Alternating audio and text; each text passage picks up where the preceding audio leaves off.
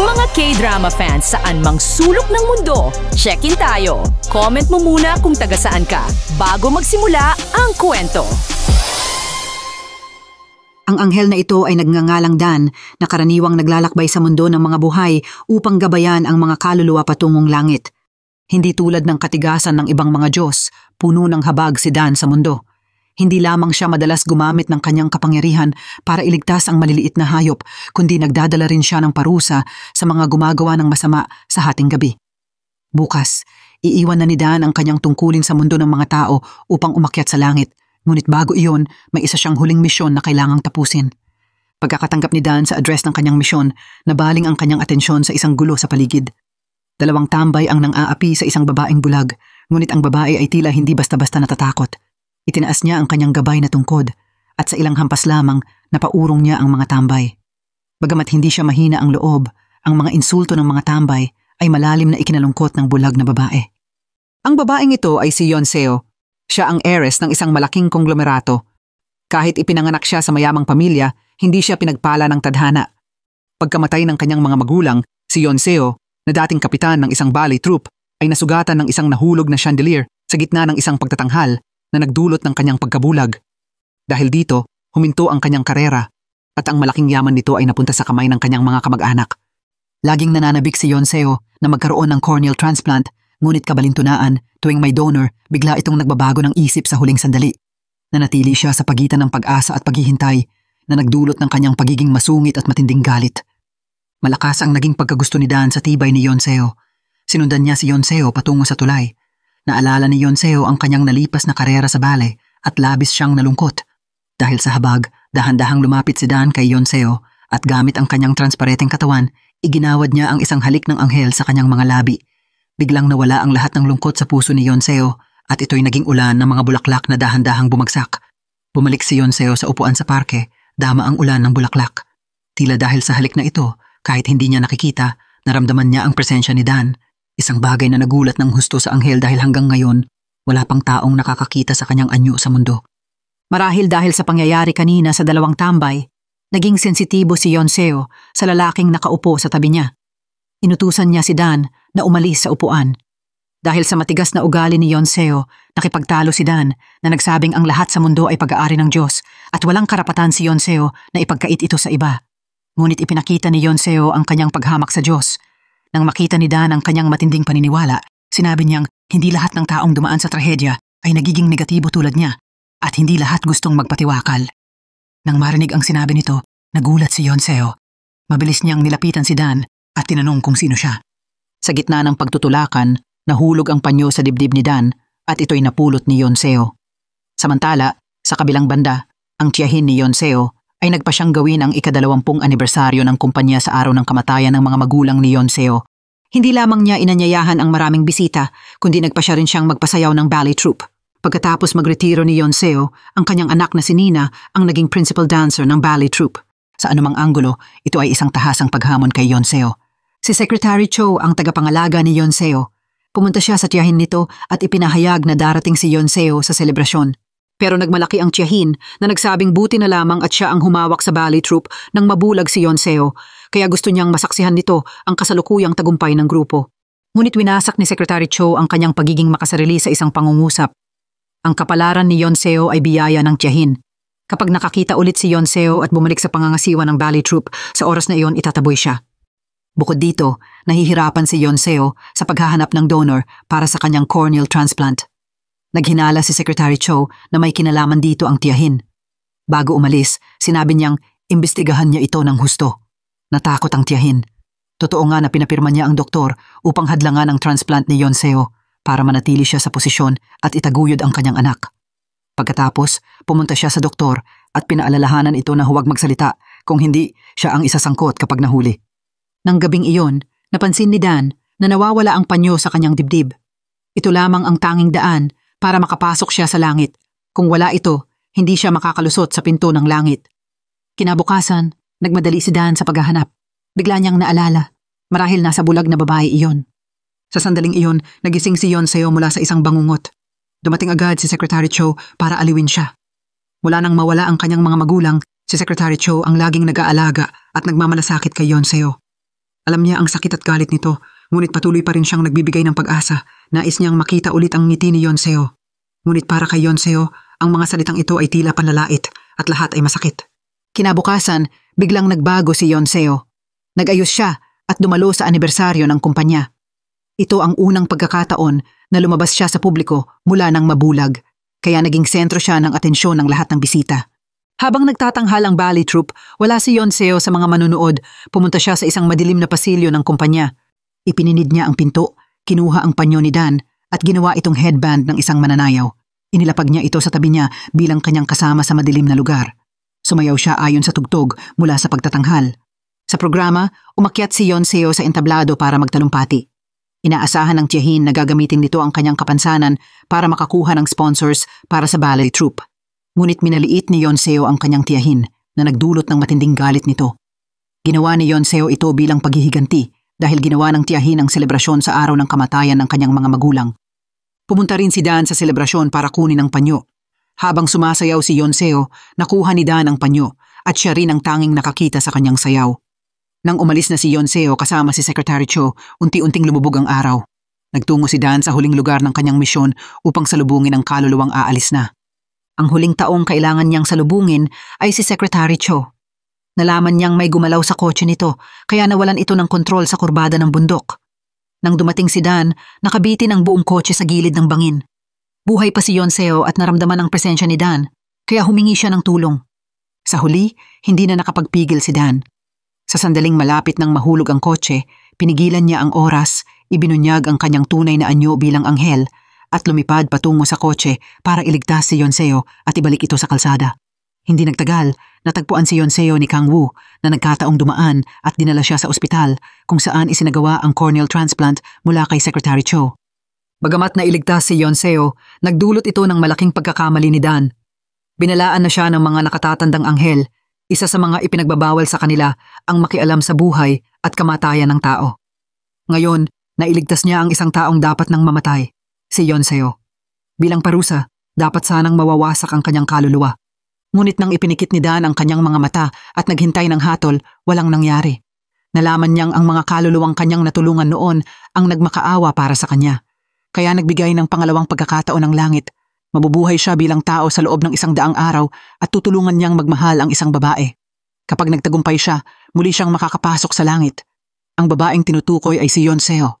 Pagkagising sa ospital, nakakita na si Yonseo, ngunit nang malaman ang pagkamatay ni Secretary Cho, hindi na niya inalintana ang kanyang kalusugan at dumiretso sa libing. Tumayo siya sa harap ng larawan nito, naalala ang mga sinabi sa kanya, na sana'y makita niya muli ang ngiti ni Yonseo. Kaya pinilit niyang ngumiti, ngunit ang ngiting ito ay nagpaisip sa mga naroon na baka siya'y nababaliw. Nang gabing iyon, pag-uwi ni Yonseo at hinanap ang tape ni Secretary Cho para panoorin, tuluyan na siyang umiyak. Kahit si Secretary Cho na laging nagmamalasakit sa kanya ay iniwan na siya. Kahit pa ibinigay nito ang kanyang mga mata, ano ang silbi noon? Sa matinding hapdi, natulog si Yonseo sa sahig buong gabi. Nang mag-umaga, napansin niyang hindi na siya makalakad. Pagkatapos siyang suriin ng doktor, sinabing ito'y psychosomatiko dahil sa labis na kalungkutan, nawalan siya ng kakayahang gawin ang mga bagay na nauugnay sa yumao. Nahirapan si Yonseo at ang butler dahil halos lahat ng gawain ni Secretary Cho ay kasama siya. Kaya nang muling makakita si Yonseo, bigla na lamang siyang hindi makagalaw. Dahil pumanaw na si Secretary Cho, kailangang kumuha ng bagong sekretarya ang butler. Pihikan si Yonseo, kaya lahat ng aplikante ay tinanggihan. Si Dan, na nais lumapit sa kanya, ay sumali rin sa interview at hindi sinasadyang na-reject. Bago umalis, sinabihan niya si Yonseo na maging mas mabait at mapagkalinga. Galit na galit si Yonseo at hinabol siya. Sa sandaling iyon, nagulat ang butler nang makita na nakalakad na si Yonseo. Dahil dito, tinawag niya pabalik si Dan at kinuha bilang bagong sekretarya. Sa mga sumunod na araw, napagtanto ni Dan na talagang malamig at mapagpuna si Yonseo, isang sobrang perpektong babae. Sinisiyasat niya ang bawat sulok ng bahay, hindi pumapayag na may natitirang alikabok o kahit isang hibla ng buhok. Medyo nawalan ng pag-asa si Dan. Paano niya mapapamahal ang isang taong ganito? Pero hindi siya susuko. Unti-unting lumipas ang mga araw. Buong araw, sinisigawan ni Yonseo ang mga katulong dahil sa mga maliit na pagkukulang. Hindi makatiis si Dan, kaya ipinagtanggol niya ang mga ito at pinarusahan ng pagwawalis ng mga bulaklak sa hardin. Nang bumuhos ang malakas na ulan sa gabi, biglang lumitaw ang mga pakpak ni Dan. Higit pang nakakagulat, tumunog din ang pager ni Yonseo sa bulsa niya. Ayon sa patakaran, dapat niyang harapin agad si Yonseo kapag tumunog ito. Pero paano niya ito gagawin habang may pakpak siya? Dahil hindi niya mahanap si Dan, naglakad si Yonseo patungo sa kanyang kwarto. Nagtago si Dan at hinawakan ang doorknob para hindi ito makapasok. Biglang nabasag ang salamin sa sala. Narinig ito ni Yonseo at umalis. Ang mga piraso ng salamin sa sahig ay nagpaalala sa kanya ng chandelier na bumagsak sa entablado. Natakot si Yonseo at naupo sa sahig. Pumasok ang hangin sa sira na bintana at umuga ang chandelier sa loob ng bahay. Parehong-pareho ang eksena, parang noon ulit. Nawalan siya ng malay sa takot. Biglang may umingay at nahulog ang chandelier mula sa itaas niya. Sa huling sandali, lumitaw si Dan gamit ang kanyang pakpak at sinagip si Yonseo, tinitigan ang mga piraso ng salamin sa kanilang paanan. Inilapag niya ito sa sopa. Habang nag-aalala si Dan kung paano ipapaliwanag ang kanyang pakpak, nauna nang nagsalita si Yonseo. Sinabi nitong hindi niya inasahan na may ganitong kakatwang hilig pala si Dan, ang magsuot ng costume. Habang nagsasalita, sinubukan niyang alisin ang mga pakpak nito. Walang magawa si Dan kundi itulak si Yonseo at tumakbo palabas. Biglang tumigil ang ulan at nawala rin ang mga pakpak ni Dan. Sa labas ng bahay, dumating si Kang Woo para dalawin si Yonseo. Narinig niya ang basag na salamin at nagmadaling pumasok. Nagkasalubong sila ni Dan sa pasilyo. Akala ni Dan ay magnanakaw ito, kaya hinamon niya ito ng away hanggang sa lumabas si Yonseo. Doon niya nalaman na ang lalaki ay si Kang Woo, ang bagong direktor ng ballet troupe. Pagkatapos malinaw ang hindi pagkakaunawaan, nanatiling malamig si Yonseo kay Kang Woo. Inutusan niya itong umalis, ngunit ayaw sumuko ng direktor. Tumayo si Dan at marahang pinaalis ang bisita. Naiinis si Kang Woo at napilitang umalis. Pagkalabas lang ng bahay, agad niyang naramdamang may sumusunod sa kanya, si Nina. Nagmadaling ipaliwanag ni Nina na hindi siya nangangalabit kundi pupunta lang sa malapit na tindahan. Isang tingin lang ni Kang Woo, alam na niyang nagsisinungaling ito, ngunit inanyayahan pa rin niya itong maghapunan. Sa hapag, sinabi ni Nina na sana'y makabalik sa entablado si Yonseo dahil ang galing at talento nito ay parang regalo ng Diyos.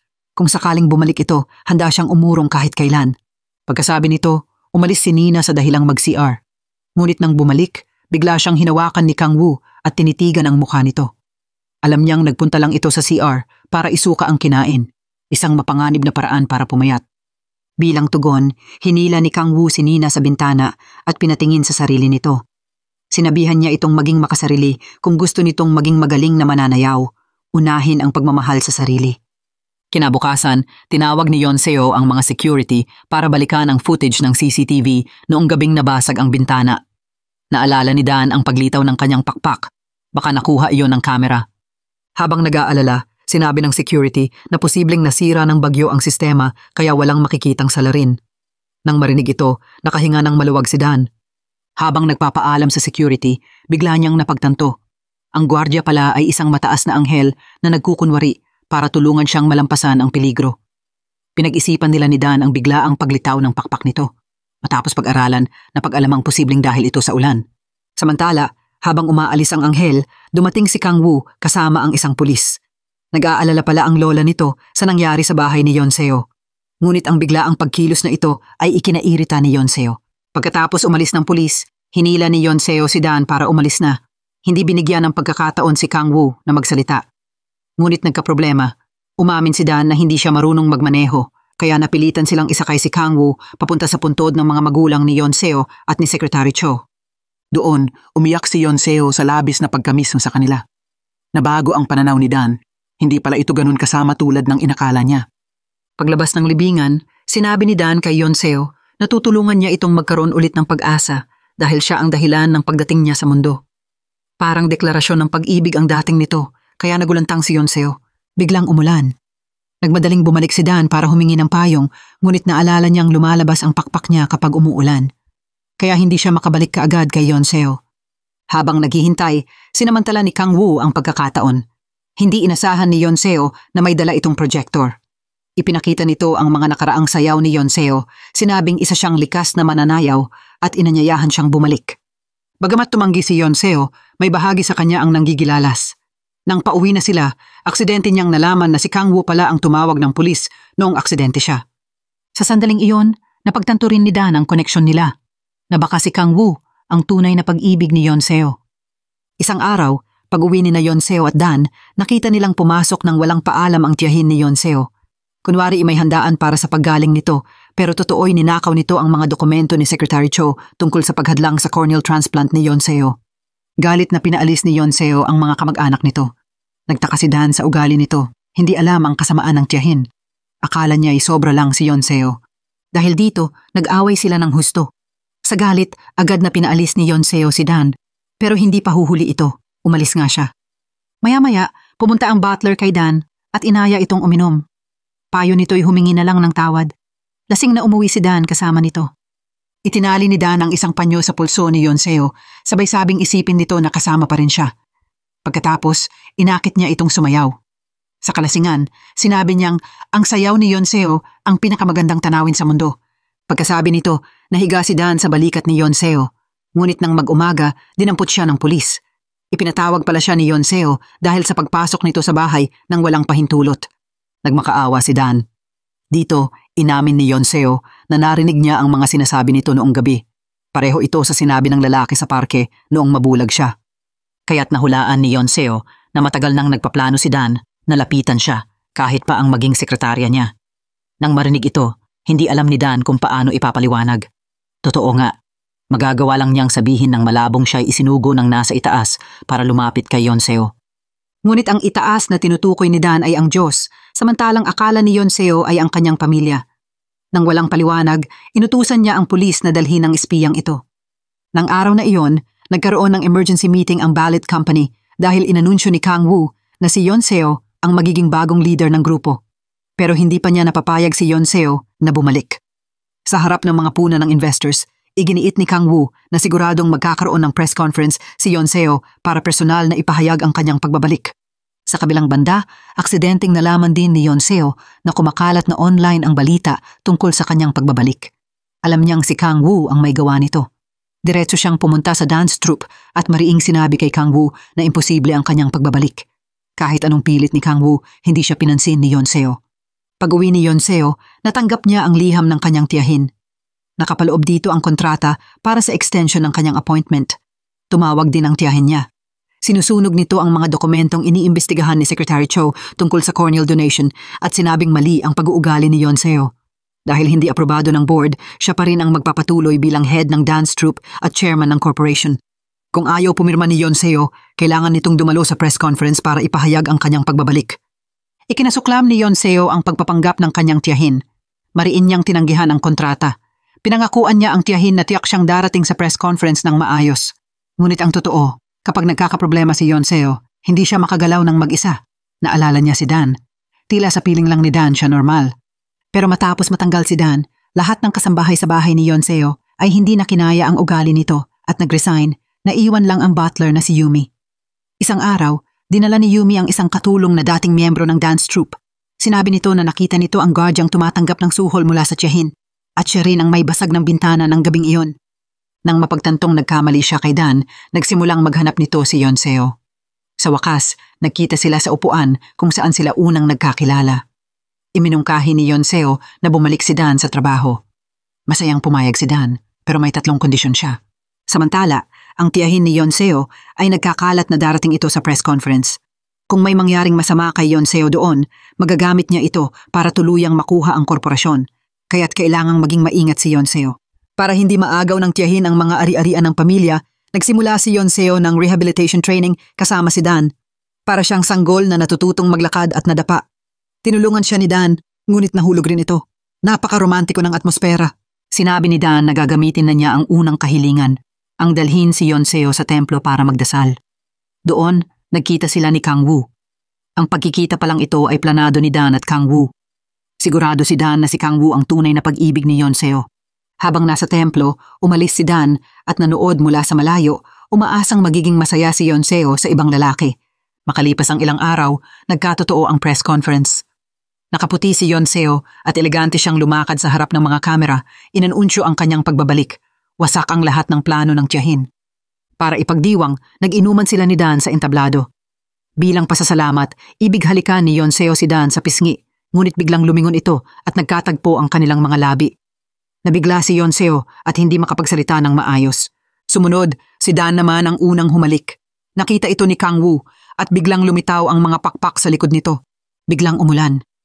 Nagpanik si Dan at tumakbo palayo, takot na makita ni Yonseo ang kanyang pakpak. Hindi ito maintindihan ni Yonseo at naiwang nagtatampo. Dinala ni Kang Woo si Yonseo pa uwi. Sinabi nitong bibigyan niya ito ng 2 linggo para gumaling. Pero nagpakitang gilas si Yonseo. 1 linggo lang ang kailangan niya. Pagkatapos ng halikan, nagsisi si Dan at hindi alam kung paano haharapin si Yonseo, pero pinilit siya ng nakatatandang anghel na ituloy ang misyon. Kinabukasan, bumalik si Dan sa bahay ni Yonseo. Naghintay ito sa sala buong gabi. Kahit galit na galit sa kanya, nang makita siya, humina ang loob ni Yonseo. Nang dalhin ni Dan si Yonseo sa dance studio, iminungkahi niyang kalimutan ang nangyari at bumalik sa dati. Pumayag si Yonseo pero may bahagi sa kanyang puso na ayaw talaga. Hindi maayos ang naging rehabilitation training ni Yonseo. Hindi niya magawa ng maayos ang spinning move. Pagkatapos mahulog sa sahig, agad na pumasok si Dan sa silid para tulungan siya. Itinulak ni Yonseo ang kamay nito at sinabing huwag siyang makialam. Sa sandaling iyon, tumunog ang telepono ni Dan. Narinig ni Yonseo na si Nina ang tumatawag. Agad niyang kinuha ang telepono at binalaan si Nina na huwag basta-basta tawagan ang kanyang sekretarya. Pagkatapos, kinuha ni Yonseo ang kanyang alagang aso at naghanda para maglakad-lakad.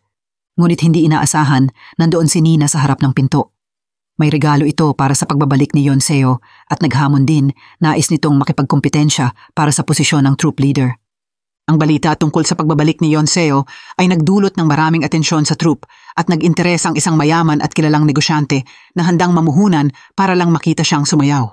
Samantala, kumakalat ang mga chismis sa loob ng kumpanya na isasauli ng tiyahin ang kontrol sa troop kay Yonseo, kaya nag-aatubili ang mga investor na makipagnegosyo sa kanya. Lubhang hindi mapakali ang tiyahin. Ayaw niyang isuko ang kanyang karera kay Yonseo, kaya't ginawa niya ang huling pagtatangka. Napatunayan na hindi pa rin stable ang pisikal at mental na kalagayan ni Yonseo. Inilipat niya ang annual performance ng troop sa mas maagang petsa na may balak na magkaroon ng problema si Yonseo sa araw na iyon para maagaw niya ang kumpanya. Sa kabilang banda, nabahala si Kang Woo sa relasyon ni Yonseo at Dan. Pumunta siya sa bahay ni Yonseo para tingnan ang training nito, ngunit nakita niyang si Dan ang kasama nito sa pagsasanay. Lalo itong nagpagalit kay Kang Woo. Pinagbilinan niya si Dan na kung hindi nito tunay na mahal si Yonseo, huwag niyang gamitin ang damdaming ito para saktan ang puso nito. Nang marinig ito, nagsimulang mag-isip si Dan kung ano ang ibig sabihin ng pagmamahal. Hinanap niya ang nakatatandang anghel at ibinahagi na simula nang maghalikan sila ni Yonseo, tumitibok ng mabilis ang kanyang puso tuwing malapit ito at hindi niya alam kung pag-ibig na ito.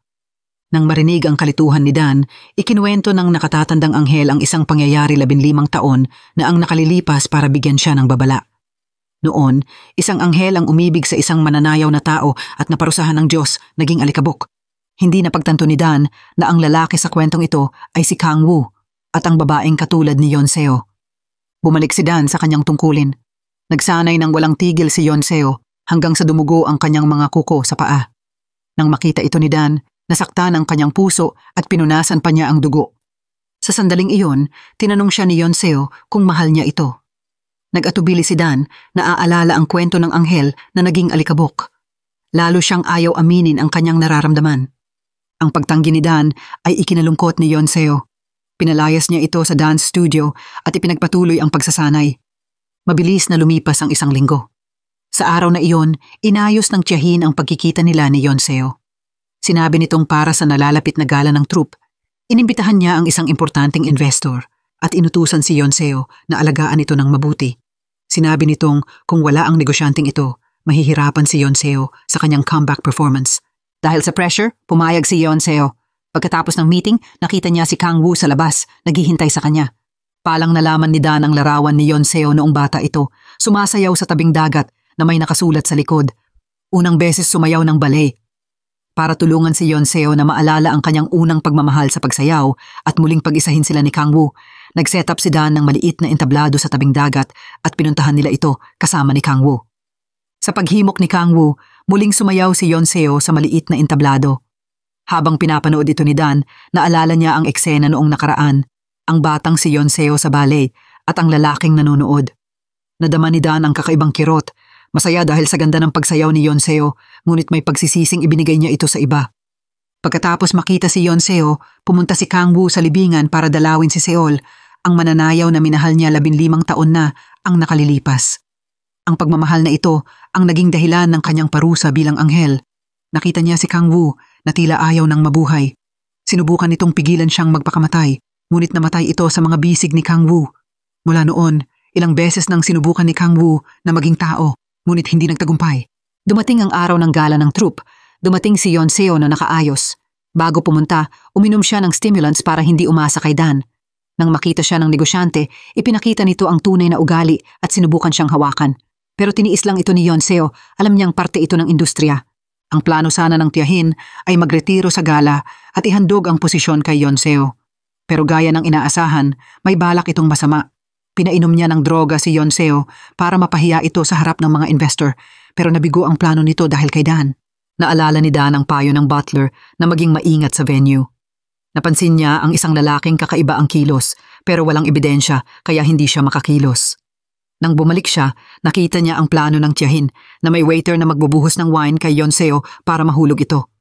Nang mabigo ito, agad na nagpadala ng mensahe ang tiyahin kay Manager Park, nag-uutos na magdala pa ng 2 basong may droga. Nanginginig sa nerbiyos, tinapos ni Manager Park ang kanyang trabaho, ngunit biglang pinayuhan ng tiyuhin ni Yonseo na huwag gumawa ng masama. Nang marinig ito, walang nagawa si Manager Park kundi sumuko.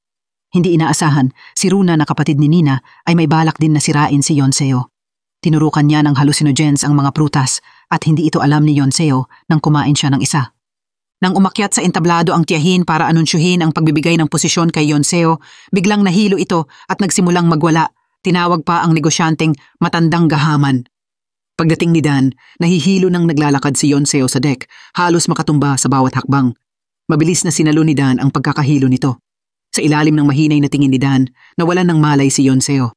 Kinabukasan, nang magising si Yonseo, naalala niya ang kanyang ginawa at naramdamang napakakaiba. Hindi naman siya uminom ng alak, pero para siyang lasing. Agad siyang nagpa-blood test. Samantala, ang kanyang pagwawala ang dahilan ng pag-alis ng negosyante sa investment. Sinamantala ito ng tiyahin para pilitin si Kang Woo. Pero hindi pumayag si Kang Woo. Para sa kanya, si Yonseo ang tunay na bida ng dance troupe. Hindi siya papalitan. Dahil dito, nagalit ang investor at nagbabanta ng pag-alis ng pondo. Galit na bumalik si Kang Woo sa practice room at nakita niyang nagwelga ang mga mananayaw para ipakita ang pagtutol kay Yonseo. Ayaw nila ng baliw na leader. Nang marinig ito ni Kang Woo, sumabog ang kanyang galit. Binuhos niya lahat kay Nina, sinabing habang si Yonseo ay may dugo at kaluluwa ng sayaw, si Nina ay walang laman. Nasaktan ng husto si Nina. Nagpunta ito sa bar ng lasing at nakasalubong ang dati nitong dance teacher. Gusto sanang kausapin ni Nina pero pinaalis siya ng masakit. Para imbestigahan kung may nagtangka kay Yonseo, humingi ng tulong si Dan kay Runa. Pero hindi niya alam na si Runa mismo ang mastermind. Siyempre, hindi tutulong si Runa. Pagkatapos ng ilang salita, pinaalis niya si Dan, pero napansin niya ang bagong sekretaryong ito. Pag-uwi ni Dan, dumating din ang tiyahin para kausapin si Yonseo. Ngayon, hindi na ito nagkunwari. Winasak ang kontrata at diretsyong hiniling kay Yonseo na isuko ang grupo. Ang kasuklam-suklam na ugali ng tiyahin ay ikinagalit ni Dan. Sinabihan niya ito, nagtatanong kung bakit tiyuhin ni Yonseo pero siya pa ang nananakit. Pero hindi natinag ang tiyahin. Bago umalis, binigyan niya si Yonseo ng 12 oras para mag-isip. Kung ayaw nitong masira ang korporasyon ng mga magulang nito, kailangang ibigay ang kapangyarihan. Nang gabing iyon, nagpakalasing si Yonseo sa bar. Sinabi ng butler na may hallucinogens sa dugo nito, pero dahil uminom din ito ng brain-enhancing drugs, mahirap gamitin ang report bilang ebidensya. Dumating na sa puntong ito. Tungkol sa pagbabalik sayaw ni Yonseo, may malaking dagok din sa kanyang puso. Nakita ni Dan ang paghihirap nito, kaya hinimok niya itong isantabi muna ang ballet. Kung gusto nitong sumayaw, siya na lang ang manonood. Pagkatapos magsalita, nagsimulang sumayaw si Yonseo sa tanging audience nito. At nang mahilo, nahulog ito sa bisig ni Dan. Dinala ni Dan ang lasing na Yonseo pa uwi. Nasaktan siya nang makita ang pagdurusa nito. Pagkatulog ni Yonseo, nagpunta si Dan sa tulay para magpahangin. Biglang lumitaw si Kang Woo. Pinagbantaan niya si Dan na iwan si Yonseo. Sa away, nahulog silang dalawa sa ilog. Nawalan ng malay si Dan. Nang magising siya, tinutulungan siya ng medical na staff pero wala si Kang Woo. Pagdating sa ospital, nagtaka si Dan kung bakit biglang ginawa iyon ni Kang Woo. Maliban kung narinig nito ang payo niya kay Yonseo na isuko ang ballet. Totoo nga, Narinig ni Kang Woo ang usapan nila. Pagkatapos, binuksan ni Kang Woo ang kurtina at sinabing nang mabulag si Yonseo, minsan nitong gustong wakasan ang buhay.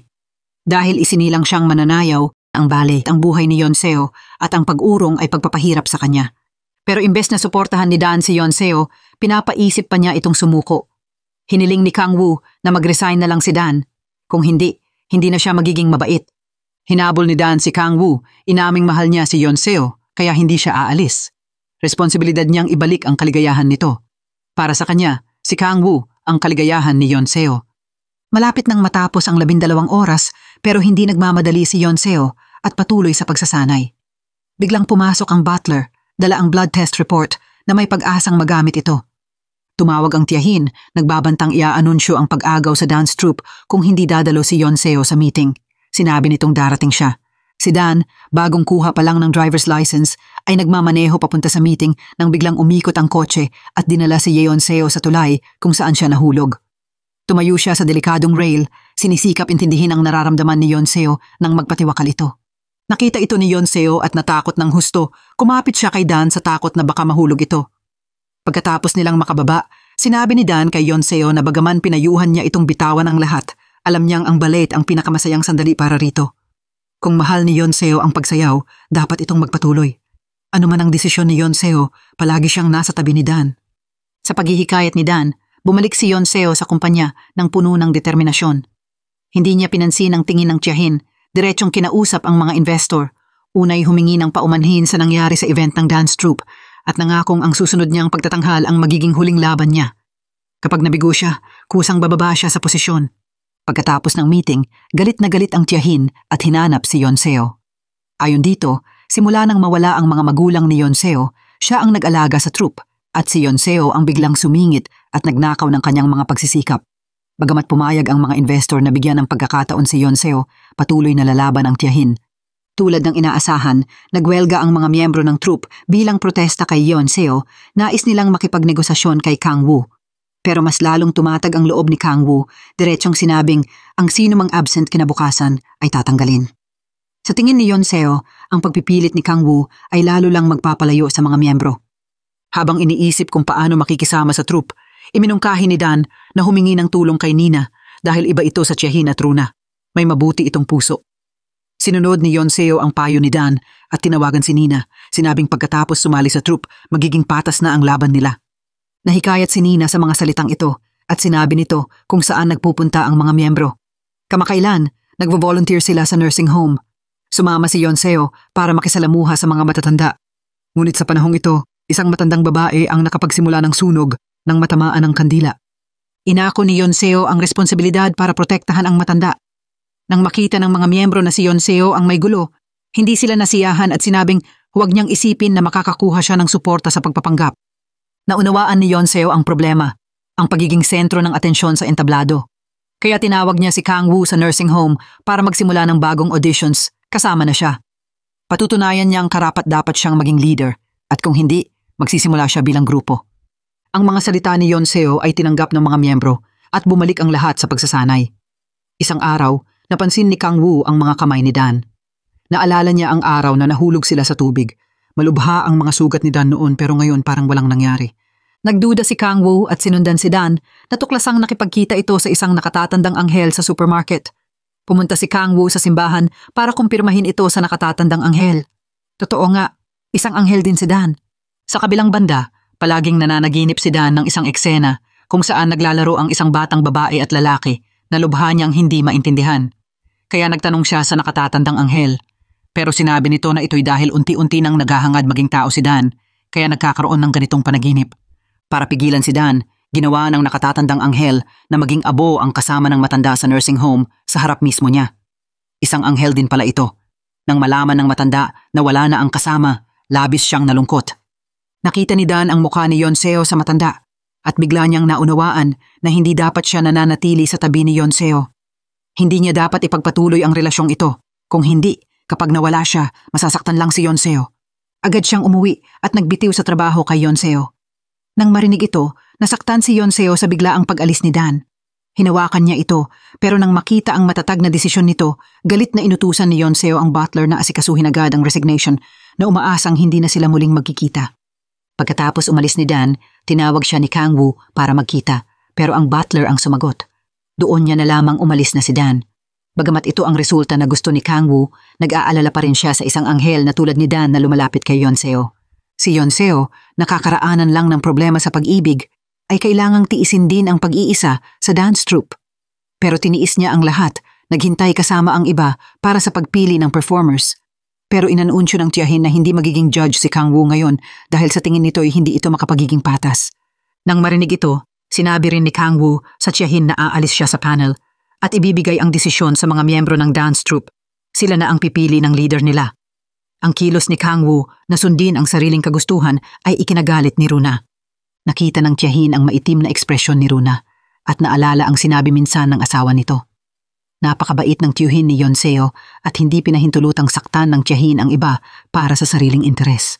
Nang malaman na ang aksidente ni Secretary Cho ay dahil sa pinuputol na preno, naniniwala ang tiyuhin na ang asawa niya ang may pakana. Nang matuklasan ang katotohanan, nagulat din ang tiyahin. Bagamat gusto nito ng kapangyarihan, hindi naman sa puntong papatayin si Yonseo at nagsimula siyang maghinala na ang may gawa nito ay ang sarili niyang anak na si Runa. Samantala, tiniis ni Yonseo ang maraming paghihirap sa dance troupe at lalo siyang nangulila kay Dan. Nang matapos ang ensayo, pumunta siya sa upuan kung saan sila unang nagkita at ibinuhos ang kanyang pangungulila. Nang marinig ni Dan ang sakit at kawalan ng katiyakan ni Yonseo, lumabas siya mula sa punong malapit. Sinabi niya kay Yonseo na huwag siyang ituring na suporta lamang. Ang kanyang pagiging mabait noong una ay awa lamang. Ngayong normal na si Yonseo, oras na para hayaan siyang hanapin ang tunay na magmamahal sa kanya. Nang marinig ang malamig na salita ni Dan, determinado si Yonseo na umalis. Bago tuluyang lumayo, sinabi niya kay Dan na tandaan nito. Ngayon, hindi siya ang iniwan, kundi siya ang kusang lumayo.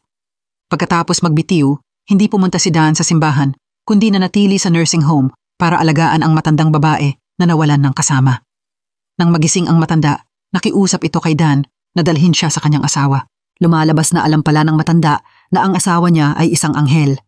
70 taon silang magkasama, nagmamahalan mula kabataan, dinaanan ang hirap at ligaya. Ngayong matanda na siya, inabot niya ang panyo para sa mga anghel na nanaising sa susunod na buhay, ang asawa niya ay maging tao na.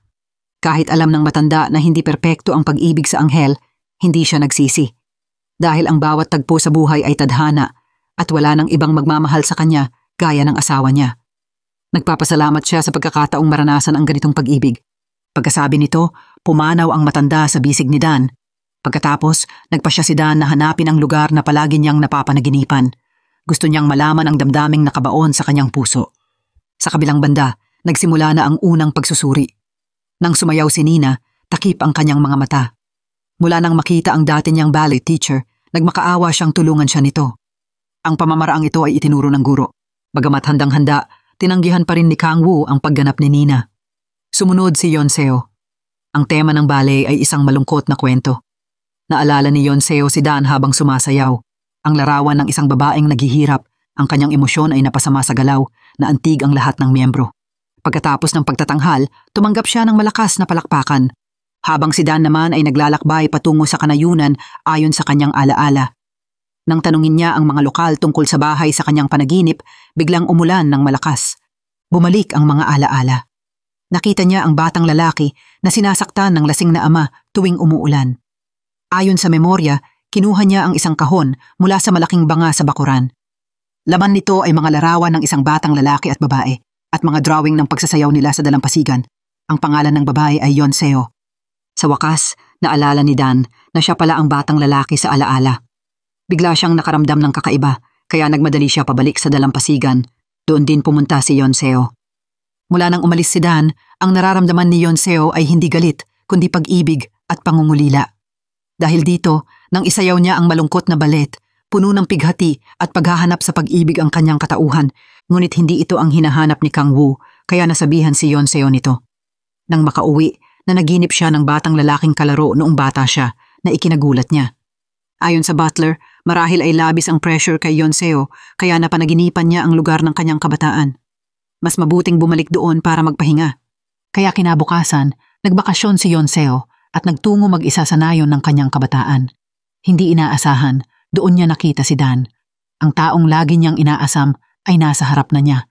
Ngunit ipinakitang matatag si Yonseo at hindi ipinahalata ang kanyang pangungulila. Nagtanong siya sa isang matandang babae kung may nakatira dati sa bahay na may asul na pinto.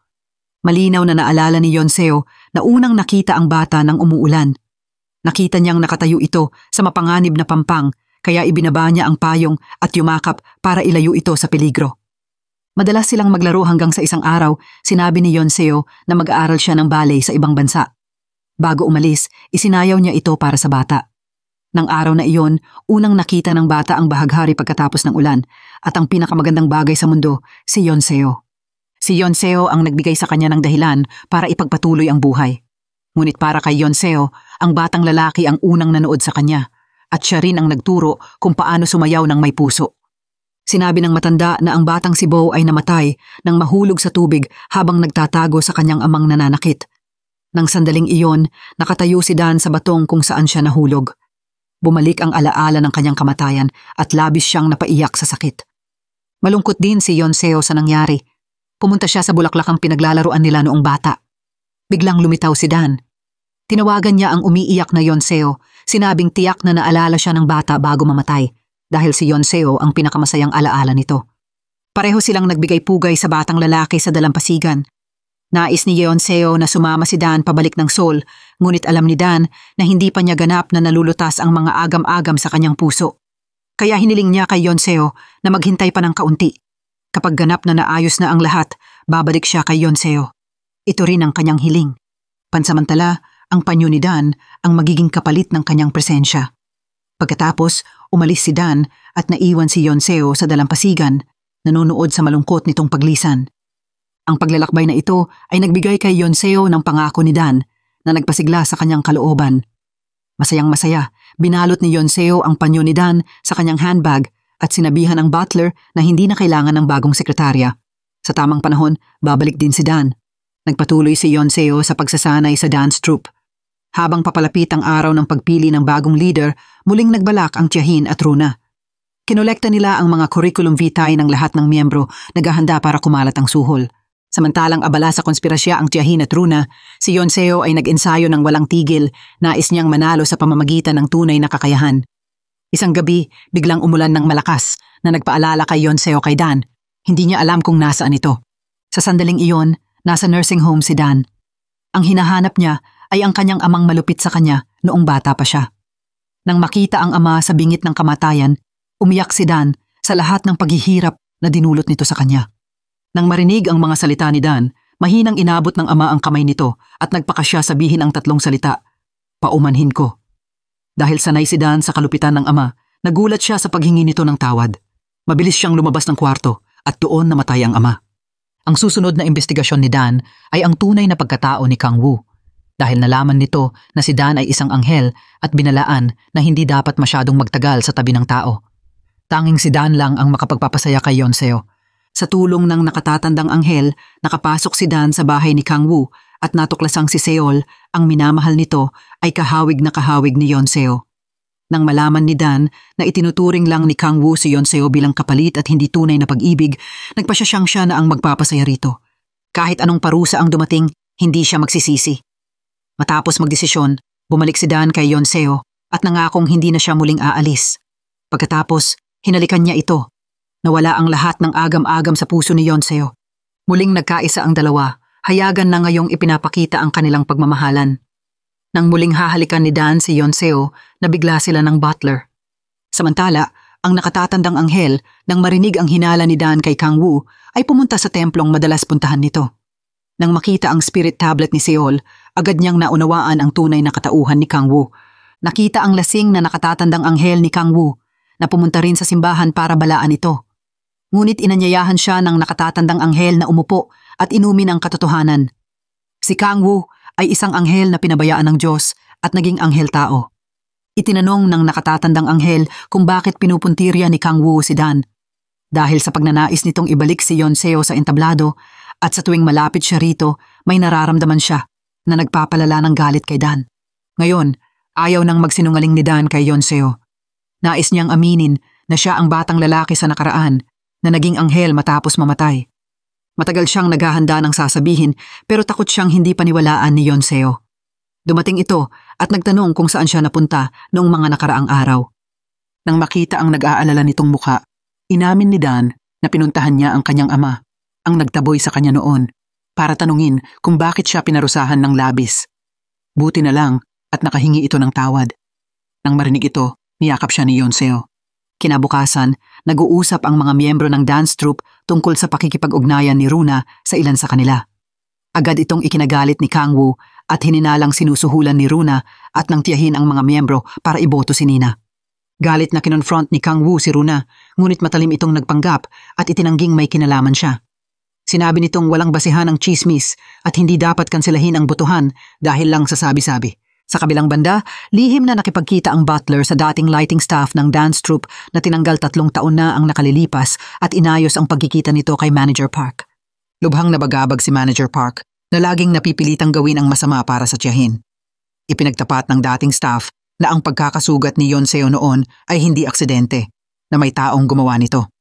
Nagpa siya ang 3 na magsumbong sa pulisya pagkatapos ng selection performance. Ngunit narinig ang planong ito ng tauhan ni Runa na agad nagbalita sa kanya. Habang tinitingnan ang larawan ng 3 nag-uusap, nagpakita ng mabangis na ekspresyon si Runa. Desidido siyang hindi hayaang mabunyag ang nangyari noon. Sa araw ng seleksyon, bagamat nahuli si Nina, ibang-iba ang kanyang ekspresyon kumpara noon. Nalaman na sa gabing iyon, nagpractice siya sa sementeryo sa gabing iyon sa patnubay ng ballet teacher upang maramdaman ang matinding emosyon ng karakter. Ang practice na ito ay nagdulot ng malaking pagbabago sa pagganap ni Nina. Pagkatapos ng kanyang sayaw, kahit si Kangwoo na laging hindi nasisiyahan dito ay tumayo at pumalakpak. Nang makita ang magandang pagganap ni Nina, kinabahan si Yonseo. Ngunit nang makita niyang nakatayo si Dan sa likuran, nagkaroon siya ng determinasyon.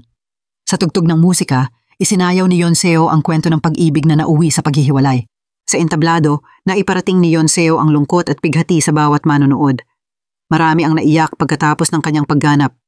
Sa huling botohan, bahagyang lamang ang naging lamang ni Yonseo kay Nina at naging lead performer. Si Nina, natalo, ay umiyak ng taimtim sa banyo. Nang makita siya ni Runa, narinig nito ang pabulong na pagsasabi ni Nina na sana mamatay na si Yonseo para wala nang kumuha sa pagkakataon niya. Tahimik na itinala ni Runa ang mga salitang ito sa kanyang puso. Pagkatapos ng palabas, inanyayahan ni Kangwoo si Yonseo na maghapunan, ngunit ayaw nitong makipagkita ng pribado. Sa halip, hinawakan niya ang kamay ni Dan at naglakad-lakad sa parke. Biglang umulan na ikinabahala ni Dan. Laging nagtaka si Yonseo kung bakit sensitibo si Dan sa ulan, kaya nang asar ito kung nagiging ibang anyo ba siya kapag umuulan. Nang marinig ito, tinanong ni Dan kung matatakot ba siya kung totoo iyon. Tawa lang ni Yonseo at sinabing gusto lang niyang makita ang tunay na anyo ni Dan. Nagpasigla ito kay Dan. Habang lumalakas ang ulan, tumawid si Dan para bumili ng payong. Ngunit nang lingon siya, wala na si Yonseo sa tabi. Lumalabas na nagsimula ng kumilos si Runa. Hindi lang siya nagpakana ng aksidente para patayin ang isang saksi. Pinatulak din niya si Yonseo mula sa pinakamataas na palapag ng gusali ng dance troupe para magmukhang nagpakamatay ito. Nang mahulog si Yonseo, ibinuka ni Dan ang kanyang puting pakpak at lumipad para saluhin ito. Ligtas silang nakarating sa lupa. Natakot ng husto si Yonseo at nawalan ng malay, dinala ni Dan pauwi. Bumaba ang tauhan ni Runa pero hindi nakita ang bangkay ni Yonseo na ikinagulat niya. Para makumpirma, pumasok siya sa bahay nito. Narinig ni Dan ang ingay at nakita ang lalaking nagmamanman. Mabilis itong tumakas. Tinawagan siya ni Runa at nagkita sila. Sinabihan ni Runa ang tauhan na huwag nang makialam pa para hindi mabuko. Pag-alis nito, nagbalik sa anyo ang nakatatandang anghel. Panlilin lang pala ito. Ginamit niya ang tunay na Runa na naghihintay sa restauran ng balita tungkol sa kamatayan ni Yonseo. Ngunit sa halip na balita, nakita nito si Kangwoo. Nakatanggap pala ito ng mensaheng nagpapanggap na suicide note ni Yonseo. Nang pumunta si Kangwoo sa gusali, nakita niyang may pakpak si Dan habang bumababa kasama si Yonseo. Agad na naunawaan ni Kangwoo na biktima na naman si Yonseo ng pamilya ng tiyahin nito. Kaya hinanap niya si Runa at binalaan na huwag nang manakit pa. Nagising si Yonseo ngunit nawala ang kanyang memorya. Ang naaalala lang niya ay tumawid si Dan para bumili ng payong bago siya mawalan ng malay. Hindi alam ni Dan kung mabuti ito o masama. Masaya siya at wala nang nakakatakot na alaala si Yonseo pero parang hadlang ito para sabihin ang katotohanan. Nang mawala ang cellphone ni Yonseo, hinanap ito ni Dan sa lugar kung saan nahulog ito. Nakita niya ang telepono sa damuhan at nakita ang mga pamamaalam na ipinadala kay Kang Woo. Maliwanag na hindi ito gawa ni Yonseo.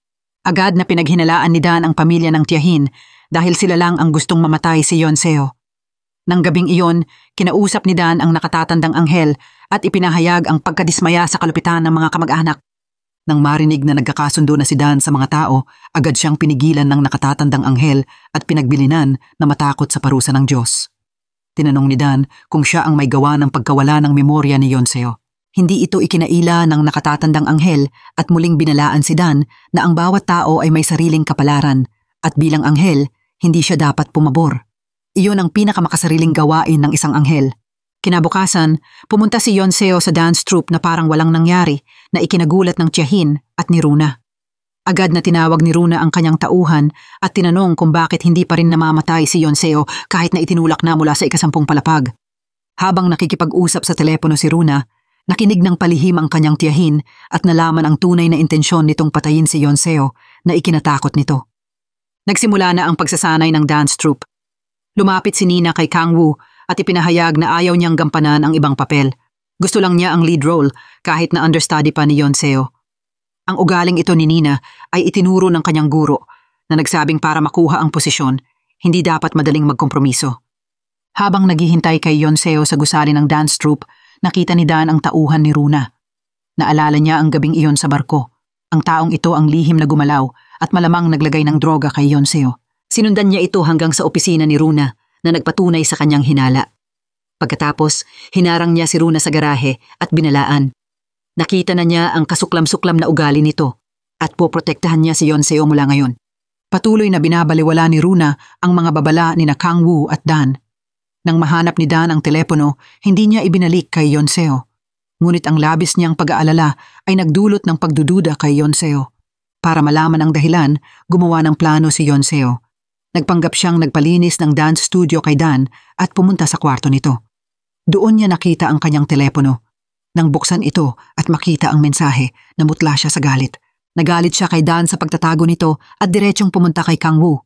Tinanong niya ang kahulugan ng mensahe, ngunit hindi direktang sinagot ni Kang Woo. Sinabi lang nitong ayaw niyang maalala ni Yonseo ang masakit na pangyayari. Ngunit matigas ang ulo ni Yonseo. Nang hindi makuha ang sagot, tinawagan niya si Dan at sinabing pumunta siya sa tindahan ng payong. Kung hindi sasabihin ni Dan ang totoo, hindi na sila mag-uusap. Pagkatapos ng tawag, pumunta si Yonseo sa tindahan. Mula sa may-ari, narinig niyang iba pala ang nangyari. Hindi siya nahimatay, nawala siya. Maya-maya, dumating si Dan na nagmamadali. Bago makapagsalita si Dan, naunang tanungin siya ni Yonseo, "Anghel ka ba?" Sa tulong ng may-ari ng tindahan, unti-unting naalala ni Yonseo ang nangyari. Pati ang eksena ng pakpak ni Dan na sumalba sa kanya. Hindi na nagsinungaling si Dan at inamin na anghel nga siya. Galit si Yonseo dahil sa matagal na panahon itong itinago. Wala siyang pakialam kung anghel o demonyo si Dan. Ang ayaw niya ay ang pagkakaila. Galit na umalis si Yonseo, ngunit sinundan siya ni Dan. Sinabi nitong kahit anong gawin niya, hindi siya aalis dahil may nagbabantang saktan si Yonseo. Kailangan niyang protektahan ito. Sa pagtitiyaga ni Dan, nahimok din si Yonseo. Nawala ang galit nito. Nang gabing iyon, pumunta sila sa simbahan. Sa matinding pagtatanong ni Yonseo, inamin ni Dan ang kanyang misyon. Pero ngayon, alam na niyang siya mismo ang magdudulot ng kaligayahan nito. Kinabukasan, ipinadala ng tauhan ni Runa ang recording ng usapan ng butler at manager Park.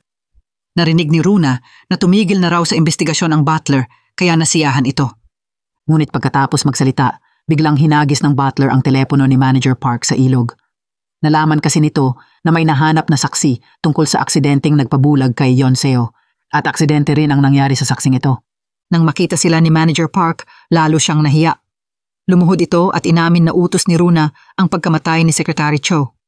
Nang marinig ito, hindi napigilan ni Yonseo ang galit. Sinabing mabait at tapat si Secretary Cho pero pinatay siya ng walang awa. Pagkatapos, sinabihan ni Yonseo si Manager Park na kung gusto nitong magbayad sala, magbigay ito ng ebidensya laban kina Runa at ng tiyahin. Pag-alis nila, nanatiling masakit ang pagkawala ni Secretary Cho para kay Yonseo. Naiintindihan niya ang galit ng pamilya sa kanya pero hindi niya inakalang madadamay ang isang taong tulad ni Secretary Cho. Kaya sinisi ni Yonseo ang Diyos. Nang marinig ito, dinala siya ni Dan sa plaza ng fountain. Doon, nakita niya ang mga tubig na bumubulwak at isang bahaghari. Inamin din ni Dan na siya nga ang batang kaibigan ni Yonseo. At sa loob ng maraming taon, bumalik siya bilang anghel para protektahan ito. Ito ang utos ng Diyos. Tama lang na isisi ni Yonseo sa Diyos ang lahat. Kinuhanan siya ni Secretary Cho, ngunit ibinigay naman si Dan. Pagkatapos magsalita, hinalikan ni Dan ang umiiyak na Yonseo. Ngayon, naibunyag na ni Dan ang lahat ng kanyang sikreto. Ang natitira na lang ay kung paano siya magiging tao para makasama habang buhay si Yonseo. Kaya pinuntahan niya si Kang Woo para itanong ang paraan at nalaman na kung gusto ng isang anghel na maging tao, kailangan niyang hayaan ang minamahal niyang mamatay. Kinabukasan, pagdating ni Yonseo sa dance troupe, may nahulog na sulat mula sa cabinet ni Nina. Binasa nito at nakita na ang pagkabulag ni Yonseo noong nakaraang 3 taon ay hindi aksidente kundi plano ng tiyahin. Nagulantang si Nina. Lumapit si Yonseo at binalaan ito. Hindi niya hahayaang magtagumpay muli ang pandaraya. Ang sulat ay mula kay Manager Park na nagsisi na. Hindi lang iyon, nagpadala rin siya ng paliwanag at dokumento tungkol sa aksidente ni Secretary Cho sa bahay ni Yonseo. Pagkatapos basahin, inutusan ni Yonseo ang butler na dalhin agad sa presinto ang mga ebidensya. Ngunit dahil kulang sa direktang ebidensya, hindi pa nakikilala ng pulisya ang tiyahin at Runa bilang sospek. Para makahanap ng mahalagang ebidensya, pumunta si Dan sa tauhan ni Runa. Gamit ang kapangyarihan, itinali niya ito sa bubong ng dance troupe. Pagkatapos, pumasok siya sa bahay nito at nakita ang mga dokumento ng mga tinanggal na staff. Samantala, pumunta si Yonseo sa bahay ng tiyahin at ipinakita ang sulat ni Manager Park sa harap ni Nina at ng tiyahin, pati na ang recording ng pagtatangka nitong suhulan ang mga miyembro. Nang malaman ni Nina ang mga karumaldumal na ginawa ng ina, nagalit at nalungkot ito. Inihagis ni Yonseo ang lahat ng ebidensya sa mesa. Sinabi niyang kung kusang aalis ang tiyahin sa kumpanya, magpapakita siya ng awa dahil sa dugtong ng dugo. Hindi niya ito ipapakulong. Nang gabing iyon, tinawagan si Yonseo ni Kang Woo para pag-usapan si Dan. Nang marinig na may kinalaman kay Dan, agad na lumabas ng bahay si Yonseo ng palihim. Pagkikita nila, sinubukan pa rin ni Kang Woo na ilayo si Yonseo sa relasyong ito. Sinabi niyang kung magmamahalan ang isang anghel at tao, ang magiging wakas ay pagiging alikabok. Nang malaman ang malupit na tuntuning ito, umuwi si Yonseo na parang nawawala. Nang makita si Dan, niyakap niya itong mahigpit. Sa sandaling iyon, ramdam ni Yonseo ang matinding lungkot. Tila ang pag-ibig nilang ito, sa hiwalay man o kamatayan, ay magwawakas sa trahedya. Alam din ni Dan ang magiging wakas, ngunit gagawin niya ang lahat para makahanap ng paraan. Nang malaman ni Nina ang ginawa ng magulang kay Yonseo, labis siyang nadismaya. Nang gabing iyon, nag-empake siya at umalis sa bahay. Sa pintuan, nakita niya si Runa. Umiiyak, ikinuwento ni Nina ang ginawa ng magulang, ngunit sinabihan siya ni Runa na ang kapalaran ni Yonseo ay biyaya ni Nina at dapat harapin nito ang dilim sa puso nito. Doon na unawaan ni Nina kung gaano kadilim ang pamilya niya. Kinabukasan sa board meeting ng kumpanya, malapit nang magbitiw ang tiyahin nang malaman na nag-organisa ng press conference ang tiyuhin para protektahan ang pamilya. Inako niya ang lahat ng responsibilidad pagkatapos ipaliwanag ang lahat sa mga reporter. Dinakip ng pulisya ang tiyuhin. Ang iskandalo ng kumpanya ay nagdulot ng pagkabahala sa mga miyembro ng dance troupe. Nag-alala sila na maaapektuhan ang susunod na pagtatanghal, ngunit pinaliwanag ni Yonseo at Kang Woo na hindi nila hahayaang maapektuhan ito. Paglabas ng dance studio, nakita ni Yonseo at Dan si Runa sa lobby. Pumunta sila sa entablado. Biglang lumuhod si Runa sa harap ni Yonseo, humihingi ng tawad. Pero alam ni Yonseo na peke lang ang luha nito. Gusto lang nitong mailabas ang tiyuhin sa kulungan. Marahil ito ang ugali ng pamilya nila. Matapos mag-isip, hindi natinag si Yonseo. Alam niyang si Runa ang sangkot sa lahat. Kung may nagawang kasalanan, dapat itong pagbayaran. Nang makita ang pagtanggi ni Yonseo, pinunasan ni Runa ang luha at ibinalik ang dating anyo. Ngayong wasak na ang pamilya, lalo pang nawala sa sarili si Runa. Binalaan niya si Yonseo na mag-ingat sa labas. Nag-ingat si Yonseo sa banta ni Runa. Nang malaman ito ni Dan, sinabihan niya ang butler na hulihin agad si Runa at ang mga tauhan nito. Pagkatapos ay yung lahat, biglang may naisip si Yonseo. Dinala niya si Dan sa mall. Kumuha sila ng mga litrato, ngunit habang mas masaya ang mga sandali, lalong naalala ni Yonseo na balang araw ay aalis si Dan. Dahil dito, hindi napigilan ni Yonseo ang luha.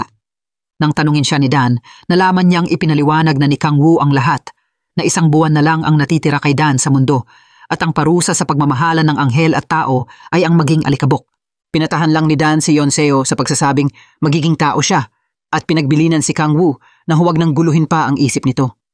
Nang araw na iyon, sa sariwang hangin at maliwanag na buwan, tinawagan ni Yonseo si Dan at nagpiknik sila sa upuan kung saan sila unang nagkita. Sinabi ni Yonseo na may nakita siyang paraan para maging tao si Dan. Dinala niya si Dan sa pintuan ng simbahan at may inilabas na singsing. Nanligaw si Yonseo kay Dan. Naniniwala siyang kapag nanumpa sila sa Diyos na hindi susuko, matatanggap nila ang basbas nito. Bagamat naisip ni Dan na masyadong simpleng solusyon ang ideya ni Yonseo, hindi niya ito matanggihan nang titingnan ang taimtim nitong mga mata. Sa sandaling iyon, muntik nang mabangga ng kotse ang isang bata. Mabilis na lumipad si Dan para saluhin ang bata na nasugatan ang kanyang braso. Hindi masyadong pinansin ni Dan ang sugat dahil alam niyang gagaling din ito. Ngunit may nangyaring hindi inaasahan. Hindi gumaling ang sugat ni Dan at siya ay hinimatay, kaya kailangan itong dalhin sa ospital. Natuklasan ni Yonseo na parang tanda ito ng pagiging tao ni Dan. Para patunayan, naghintay sila ng malakas na ulan. Kung hindi na makakapagpakpak si Dan, ibig sabihin ay naging tao na siya. Pagkalipas ng ilang araw, sa isang gabing umuulan ng malakas, matagal na tumayo si Dan sa ulan, pero hindi pa rin lumitaw ang kanyang mga pakpak. Masayang hinalikan siya ni Yonseo, natuwa na naging tao na si Dan. Nang gabing iyon, magkasama silang dalawa. Ikinuwento rin ni Dan sa nakatatandang anghel ang balitang naging tao na siya. Ngunit sinabi nito na ang pagkawala ng kapangyarihan ni Dan ay babala. Nagsisimula nang mawala ang kanyang katawan. Nang malaman ang katotohanan, nalungkot ng husto si Dan. Samantala, malapit nang magsimula ang pagtatanghal. Sa ensayo, dinalhan ni Dan ng bulaklak si Yonseo. Habang nakaupo sa audience, biglang naramdaman ni Dan ang malakas na hangin sa saradong bulwagan. Bakit may hangin? Hindi mapigilan ni Dan ang pagtingin sa paligid. Sa sandaling iyon, biglang nawala si Yonseo sa entablado. Dumating ang nakatatandang anghel at nagsabi, babala ito ng kamatayan. Mamamatay si Yonseo sa entablado sa araw ng pagtatanghal. May mga taong itinakda ng masama ang wakas. Kahit na iligtas na ni Dan si Yonseo sa aksidente, hindi mababago ang itinakdang kapalaran. Pagkatapos ng ensayo, lumapit si Dan kay Yonseo na may bulaklak para magpropesa ng kasal. Umiiyak sa tuwa, niyakap siya ni Yonseo. Habang pinag-uusapan ang kasal, muli at taimtim na nagpropesa si Dan. Alam niyang hindi siya magiging tao, ngunit gagamitin niya ang natitira niyang lakas para protektahan si Yonseo. Kaya sa araw ng pagtatanghal, iaalay ni Dan ang sarili para pigilan ang kamatayan ni Yonseo. Kahit mawala siya ng tuluyan, ayos lang. Nang gabing iyon, inamin ni Dan kay Yonseo ang katotohanang hindi siya magiging tao. Sinabi rin niyang dapat handa ito sa posibilidad na bigla na lang siyang mawala. Pagkasabi nito, mahigpit lang na hinawakan ni Yonseo ang kamay ni Dan. Hindi siya natakot sa hindi tiyak na pamamaalam. Ang mahalaga, hanggang sa huli, magkasama sila. Itinakda nila ang kasal sa loob ng 1 linggo at magkasamang namili ng mga gamit para sa bagong buhay nila. Habang namimili, patuloy na nagpapakita ang nakatatandang anghel bilang mga salesperson, sinisiraan si Dan. Nahalata ni Dan ang intensyon nito at hinila sa tabi, tinanong kung bakit ginugulo ang buhay nila. Layunin ng nakatatandang anghel na iligtas si Dan na sinasabing huwag niyang sayangin ang buhay para sa isang mamamatay. Nang makita nitong hindi pa rin nagbabago si Dan, napilitan itong kumilos laban kay Yonseo. Nagkagulo sila at dumating si Yonseo para pigilan. Nag-usap ang tatlo sa isang kafe. Nais payuhan ng nakatatandang anghel si Yonseo, ngunit nauna itong magsalita. Magiging ninong ka ba namin sa kasal? Nang makita ang tunay na kaligayahan ni Yonseo, hindi na nakapigil ang nakatatandang anghel at nagpa siya nang hindi na makialam pa. Sa kabilang banda, matapos arestuhin, gustong akuin ng tiyahin at tiyuhin ang lahat ng kasalanan. Ngunit si Runa ay nanatiling walang pagsisisi. Muli niyang sinuhulan ng lighting staff para gawin ang nangyari noon, saktan si Yonseo. Dumaan si Dan sa opisina ni Runa at binalaan. Kung hindi ito hihinto, papatayin niya ito dahil sa kasamaan ng pamilya nito. Maraming nag-refund ng tickets para sa pagtatanghal at nalugmok ang kumpanya. Alam ni Yonseo na kung hindi ito maayos, mawawala ang dance troupe sa iskandalo. Nagpasya siyang mag-press conference para ituring ang pagtatanghal bilang bagong simula na umaasang makalimot ang mga tao sa iskandalo at tutok sa sining. Pagkatapos, ibinigay ni Yonseo kay Kang Woo ang wedding invitation na dinisenyo nila ni Dan. Nakita ni Kang Woo ang pagmamahal ni Yonseo at sinubukan pa ring hadlangan ito na nagsabing pag-alis ni Dan habang buhay itong maghihirap. Ngunit tanggap na ni Yonseo ang lahat. Anya, Kahit ilang saglit lang ang tunay na pagmamahal, sapat na para sa isang buhay at ikaw ang pinakaunawang tao rito. Sa sandaling ito, inamin ni Kang Woo na ang paraan para maging tao ang isang anghel ay ang pag-aalay ng sariling buhay. Nais patunayan ni Yonseo ang claim na ito kaya pumunta siya sa simbahan. Mula sa nakatatandang anghel, may nalaman siya. Lumalabas na ang dahilan kung bakit bumalik si Dan sa mundo ay dahil sa aksidente nila ni Secretary Cho. Nilabag niya ang utos at iniligtas si Yonseo. Nang malamang pinagbayaran na pala siya ni Dan ng tahimik, nagpa siya si Yonseo na hindi niya hahayaang mamatay si Dan. Samantala, tuluyang umalis si Nina sa bahay at kusang nagpugay sa pamilya, ayaw na niyang makisalamuha sa kanila. Lalong nagalit si Runa at lumalim ang puot nito kay Yonseo. Kinabukasan, dinala ni Runa ang malaking halaga ng pera at ibinigay sa backstage staff. Buti na lang at binabantayan sila ni Dan, kaya napaamin niya ang kasabwat at sinabing magkunwari na lang itong tutulong kay Runa pero dapat isumbong kay Kang Woo ang lahat. Sa kabilang banda, paulit-ulit na nag-resign si Nina kay Yonseo, gustong umalis sa dance troupe ngunit lahat ay tanggi ni Yonseo. Nais niyang ipagpatuloy ni Nina ang ballet at maging team leader balang araw. Tahimik na nagpa siya si Yonseo na tanggapin ang sariling kapalaran, payapang harapin ang kamatayan at huwag hayaang mamatay si Dan dahil sa pagsagip sa kanya. Sa araw ng kasal nila, sa wakas ay sumuko na ang nakatatandang anghel at ipinagkaloob ang basbas nito. Nagpasalamat si Dan na naintindihan siya nito. Tanging ang butler at aso lang ang dumalo sa kasal. Suot ni Yonseo ang wedding dress at may hawak na mustard bouquet. Magkahawak kamay silang naglakad sa white carpet. Pagkatapos basahin ang vows, naghalikan sila. Pagkatapos ng kasal, sa bawat pagtingin nila sa isa't isa ay puno ng pagmamahal, itinuturing bawat sandali bilang huling taon. Nang araw na iyon, pag-alis ni Dan, pumunta rin si Yonseo sa simbahan. Hawak ang panyo ng anghel, sinabi niya sa Diyos na handa siyang isakripisyo ang lahat para sa minamahal. Ngunit sa mismong lugar na pinagdarasalan ni Yonseo, nagdasal din pala si Dan. Handang gumawa ng anumang kasalanan para sa kanya. Pumunta si Dan sa isang abandonadong gusali kung saan naghihintay si Runa. Tulad ng sinumpa niya sa Diyos, handa siyang pumatay para kay Yonseo. Habang papalapit si Dan, sinaksak siya ng tauhan ni Runa sa tiyan. Biglang dumating ang nakatatandang anghel at pinigilan si Dan sa huling pagkakataon. Ngunit hindi nagpadaig si Dan. Para bang ang buhay niya ay para lang kay Yonseo. Iyon ang pinakamalaki niyang hangad. Sa sandaling iyon, sinugod siya ng tauhan. Biglang pinatumba ng nakatatandang anghel ang tauhan sa isang kisap mata. Hindi makapaniwala si Dan. Ang anghel na laging humahadlang sa kanya ay gumawa rin ng kasalanan para matupad ang kanyang hangarin. Pagkatapos patayin ang tauhan, lumuhod ang nakatatandang anghel at hinintay ang parusa. Lumitaw ang itim na usok at binalot ang katawan nito. Tapat nitong sinabi kay Dan na lubha siyang naapektuhan ng pagiging makatao nito, unti-unting naunawaan ang pag-ibig at puot sa mundo. Ito lang ang paraan para suportahan niya si Dan. Bago maging alikabok, ginamit ng nakatatandang anghel ang huling kapangyarihan nito para i-teleport si Dan sa simbahan. Naroon si Yonseo, may hawak na sleeping pills at balak kitilin ang sariling buhay. Galit na pinatapon ni Dan ang mga gamot. Magkaharap sila at inamin ang pag-aalay ng buhay para sa isa't isa. Ngunit pagkatapos ng away, ang sugatang si Dan ay nahulog sa yakap ni Yonseo at sinabing huwag siyang mamatay kundi mabuhay ng maayos. Pagkasabi nito, nawalan siya ng malay.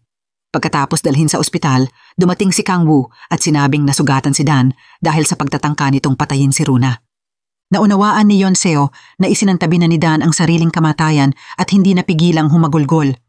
Matalim na sinabi ni Kang Woo na bagamat mukha silang nag-aalay, talagang makasarili sila dahil takot silang maiwang mag-isa sa mundo. Nasaktan si Yonseo sa paratang. Hindi na siya nagsalita kay Kang Woo at sinabing hindi na siya sasayaw pa dahil ang susunod na 3 araw ay ang huli para kay Dan. Kailangan niyang samahan ito sa bawat hakbang. Pagkalabas sa ospital, dinala ni Dan si Yonseo sa simbahan para magbigay pugay sa nakatatandang anghel. Sa desk nito, may nakita siyang report. Bago mamatay, nanalangin pa rin ito sa Diyos na bigyan ng pagkakataon sina Dan at Yonseo. Nang mamatay ang tauhan, lalong nagsiklab ang galit ni Runa. Gusto niyang maghiganti kay Dan. Nang sandaling iyon, nagtulungan si Nina at pulis para mahuli si Runa. Natagpuan sa telepono ng tauhan ang maraming ebidensya laban dito, sapat para makulong siya. Nang maaresto si Runa, tila wala nang banta sa kaligtasan ni Yonseo. Sa panghihikayat ni Kang Woo at Dan, pumayag na rin si Yonseo na ituloy ang pagtatanghal. Ang palabas pagkatapos ng 3 araw ay siya ring araw ng paglaho ni Dan. Nang umaga, magkahawak kamay silang lumabas ng bahay na walang lungkot sa mukha. Matagal na nilang inihanda ang paalam na ito at napaiyak ng maraming beses. Ngayon, dapat nilang harapin ito ng nakangiti.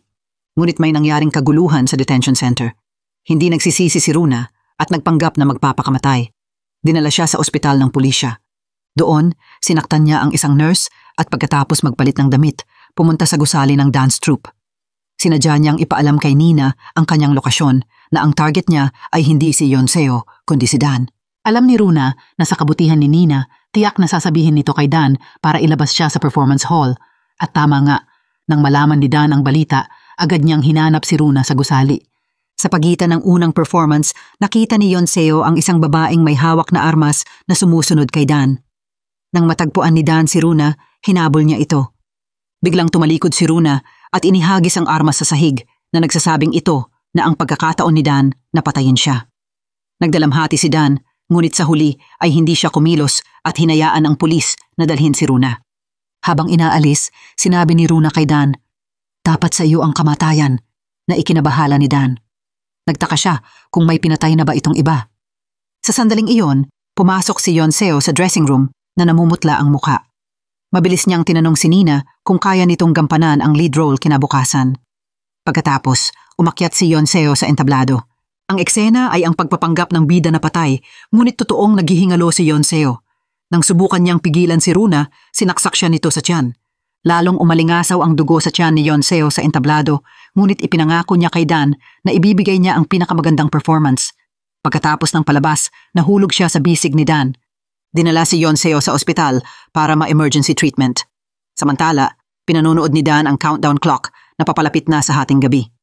Lumuhod siya sa labas ng operating room na nagnanais na maging alikabok na lang siya para mabuhay si Yonseo. Biglang naging transparent ang katawan ni Dan at ngumiti siya bago maging usok. Bagamat nakaligtas si Yonseo sa kamatayan, nanatili siyang walang malay at delikado ang kalagayan. Samantala, si Runa sa detention center ay hindi nag-aalala kay Yonseo, kundi kung mapapalitan ba ito ni Nina bilang lead role.